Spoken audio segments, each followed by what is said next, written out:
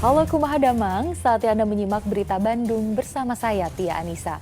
Sejumlah berita menarik akan kami sajikan untuk Anda dan berikut 3 berita utama hari ini.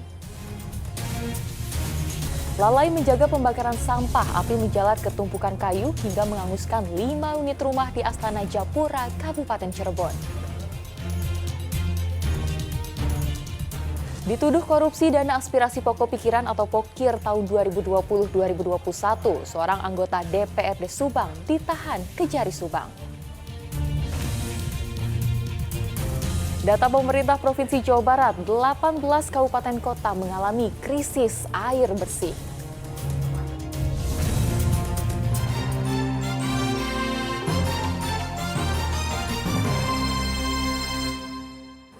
Kita ke informasi pertama. 5 rumah warga di Kabupaten Cirebon Kamis pagi hangus terbakar. Kebakaran diduga akibat pembakaran sampah yang menyambar tumpukan kayu di belakang rumah warga. Masih belum padam, jam 4:02. Kebakaran hebat melanda pemukiman warga desa Mertapada Kulon, Kecamatan Astana Japura, Kabupaten Cirebon, Kamis pagi. Kobaran api membumbung tinggi dari 5 rumah yang terbakar. Video amatir yang direkam warga menunjukkan si jago merah mengamuk bersama dengan kencangnya hembusan angin. 6 unit kendaraan pemadam dari 6 pos jaga dikerahkan ke lokasi kebakaran. Petugas damkar bersama warga berjibaku menyemprotkan air ke 5 bangunan yang dilumat jago merah. Pemadaman api terhambat karena sulitnya mencari sumber air. Diperkirakan ada 5 bangunan yang kena kebakaran. Berdempetan ini Pak ya? Gimana? Berdempetan? Iya. Kronologinya gimana Pak? Kronologinya belum diketahui itu, asal muasal api, titik apinya belum diketahui. Berarti dugaan api muncul juga dari Belum diketahui Pak. Siap. berapa pemadam yang dikerahkan? Pemadam itu 6 pos. 6 pos. Pos Losari, pos Pangenan, pos Lema Abang, pos Cikulak, pos Ciledug, dan pos Meru. Artinya ada berapa unit tuh? 6 unit berarti. Siap. Ini tadi kendalanya gimana sih Pak? Kendalanya kita itu kesulitan untuk mencari air karena mungkin cuaca sekarang ini kan sedang kemarau gitu, jadi untuk sumber-sumber air yang ada di sungai-sungai itu kan nggak ada airnya gitulah. Apalagi kondisi angin kencang Pak ya? Betul sekali, jadi cepat untuk merambat ke rumah yang lain. Api awalnya muncul dari tumpukan kayu yang berada di belakang rumah. Warga yang tengah tidur lelap langsung panik saat melihat api sudah naik ke atap dan merambat ke 5 rumah yang lokasinya berdekatan. Diduga kebakaran ini terjadi akibat pembakaran sampah yang menyambar tumpukan kayu.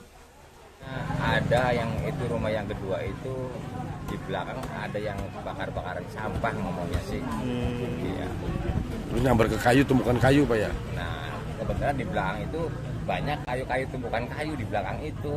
Terus Itu angin rumah juga, kedua. angin juga mungkin lagi kenceng ya Pak ya? Angin lagi kenceng-kencengnya nyampe ke atas udah nggak bisa, untuk warga pun susah, untuk dalam arti ngasih bantuan pun udah susah karena api memang benar-benar udah gede banget. Panik tadi Pak? Udah panik semua, orang warga di sekitar tetangga juga udah panik semua. Ya banyak yang nyelamatin mobil segala macam, ada yang Usai berjibaku selama lebih dari 3 jam, petugas akhirnya bisa mengendalikan api dan melakukan pendinginan. Tidak ada korban jiwa maupun luka dalam peristiwa ini, namun kerugian material ditaksir mencapai ratusan juta rupiah. Maruli Habibi melaporkan dari Kabupaten Cirebon. Puluhan unit truk angkutan barang berbagai jenis Kamis pagi ditilang petugas gabungan di Kota Cimahi. Truk barang tersebut ditindak karena melanggar aturan jam operasional yang berlaku. Petugas gabungan Dinas Perhubungan, Polisi, dan TNI turun ke ruas Jalan Nasional Bundaran Jalan Mahar Martanegara Lui Gajah, Kota Cimahi, Kamis pagi. Petugas menghentikan sejumlah truk angkutan barang hingga peti kemas untuk memeriksa kelengkapan surat administrasi perjalanan. Awak truk angkutan barang ditilang karena melanggar jam operasional truk barang. Selama ini truk angkutan barang yang melintas di Jalan Mahar Martanegara, Baros hingga Cibalogo menjadi sumber kemacetan saat pagi hari, di mana warga pergi ke kantor dan sekolah. Padahal di 3 ruas jalan tersebut ada larangan operasional truk pada pukul 6 hingga 9 dan pukul 16 hingga 18. Dalam kurun waktu 30 menit saja, ada 65 unit truk angkutan barang berbagai jenis yang terjaring operasi gabungan karena melanggar jam operasional.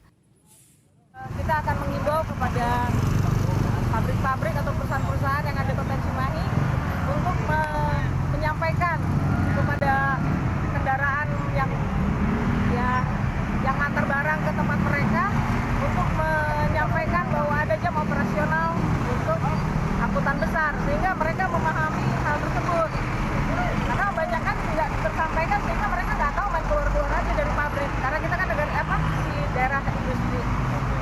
Sehingga banyak pabrik dari luar kota yang datang ke Kota Cimahi. Banyak sekali dan kebanyakan kendaraan luar kota. Tindakannya apa ini Bu sebetulnya Bu? Ya? Tindakannya apa aja Bu? Sidang. Sudah? Sidang. Kita melakukan sidang di Balai Bandung. Kalau pencabutan operasional karena kan harus dinas kota setempat yang akan mencabut.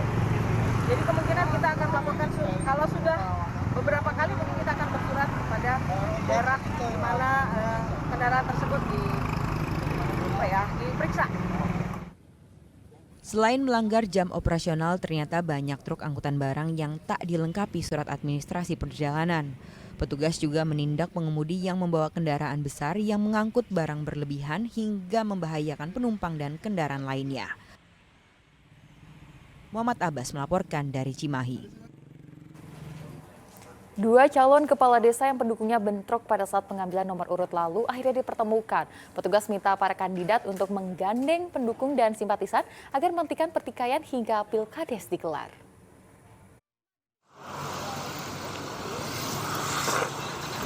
Pasca bentrok pendukung calon kepala desa Kapetakan, kini dua calon kadesnya dipertemukan di Mapolsek Kapetakan Selasa siang. Sumin dan Nuati dipertemukan untuk mengungkap duduk perkara tawuran antar pendukung mereka saat pengundian nomor urut Senin lalu. Keduanya diminta untuk menggandeng pendukung dan simpatisan agar mengedepankan pemilihan kepala desa yang aman dan damai. Apalagi tahapan pemilihan calon kepala desa akan digelar pada Oktober mendatang. Yaitu untuk menyamakan persepsi pasca kejadian kericuhan kemarin yang terjadi di wilayah Kapetakan. Intinya kami sudah menyampaikan himbauan kepada para calon untuk senantiasa menjaga ketertiban, keamanan, dan kondusivitas wilayah. Karena sebentar lagi akan ada tahapan-tahapan Pilkuwu yang akan dilaksanakan mulai dari tahapan kampanye, masa tenang, dan pencoblosan. Dan para calon kuwu tadi juga sudah sepakat bersama-sama berkomitmen bersama kami untuk menjaga wilayah Kapetakan ini dalam keadaan aman dan terkendali, khususnya di wilayah Kapetakan dan pada umumnya di wilayah Cirebon. Kedua calon kades mengakui tidak tahu pemicu keributan pendukungnya kemarin. Namun keduanya sepakat untuk menghentikan pertikaian mulai dari tahap sosialisasi, kampanye, hingga pemilihan nanti. Saya kan nggak tahu keributan tuh pas masih di desa, pas pulang dari desa, tahu-tahu keluar ada keributan gitu. Katanya dari masa ibu ya Bu? Ya dua-duanya sih. Dua-duanya ya? Iya. Apa sih Bu permasalahannya Bu? Ya nggak tahu. Nggak tahu. Informasinya nggak tahu? Nggak tahu. Bu, setelah pertemuan ini gimana Bu kepada pendukung? Ya pengennya kira-kira damai, aman, biar enak gitu. Bu, kalau cerita dari pendukung ada nggak Bu? Apa kejadiannya? Nggak tahu. Bu, berarti nanti menyampaikan kepada pendukung untuk kondusif ya? Iya. Saya sih tetap mengacunya kepada panitia. Bu, kemarin itu masa itu sengaja untuk datang ke situ atau mereka spontanitas datang ke sana? Enggak, waktu itu kan dia kan udah persetujuan ke balai desa mau mengundi suara tuh, dengan nomor tuh kan persetujuan kan waktu itu kan masa harus kumpul di rumah calon masing-masing gitu. Kalau saya kan kedekatan sama balai desa, jadi masa saya pendukung saya ada di rumah saya. Senin lalu saat pengundian nomor urut untuk 3 calon kepala desa di Balai Desa Kapetakan terjadi tawuran antara dua pendukung calon kades. Akibat keributan itu 5 orang terluka. Petugas berharap tidak ada lagi gesekan antara pendukung hingga pilkades digelar. Maruli Habibi melaporkan dari Kota Cirebon. Kejaksaan Negeri Subang menahan seorang anggota DPRD Kabupaten Subang dengan tuduhan dugaan tindak pidana korupsi dana aspirasi pokok pikiran atau POKIR tahun 2020-2021. Dalam kasus tersebut, negara dirugikan 250 juta rupiah.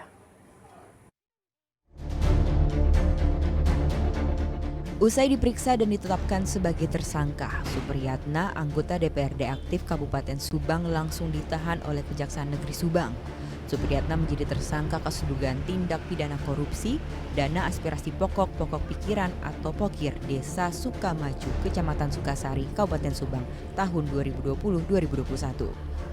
Menurut Kejari Subang, pada tahun 2020, tersangka menyalurkan dana aspirasi penyertaan BUMDes atau POKIR ke Desa Sukamaju senilai 100 juta rupiah. Pada tahun 2021, tersangka kembali menyalurkan dana POKIR ke desa yang sama senilai 160 juta rupiah. Meski dana POKIR disalurkan ke rekening desa, namun tersangka melalui salah satu konstituennya meminta kembali dana POKIR dari kepala desa. Selanjutnya, dana diserahkan lagi kepada tersangka dan digunakan untuk kepentingan pribadi. Selain menahan anggota DPRD Kabupaten Subang, Kejari Subang juga menahan seorang konstituen yang juga jadi tersangka dengan barang bukti dokumen dan uang senilai 150 juta rupiah. Dalam kasus ini, negara dirugikan sebesar 260 juta rupiah. Tapi peran dari para tersangka ini untuk tersangka S ini memerintahkan dan mengintimidasi kepala desa untuk mencairkan dan menyerahkan pada tahun 2020 uang sebesar 100 juta dari anggaran tersebut untuk diterima dan diambil sendiri oleh tersangka S.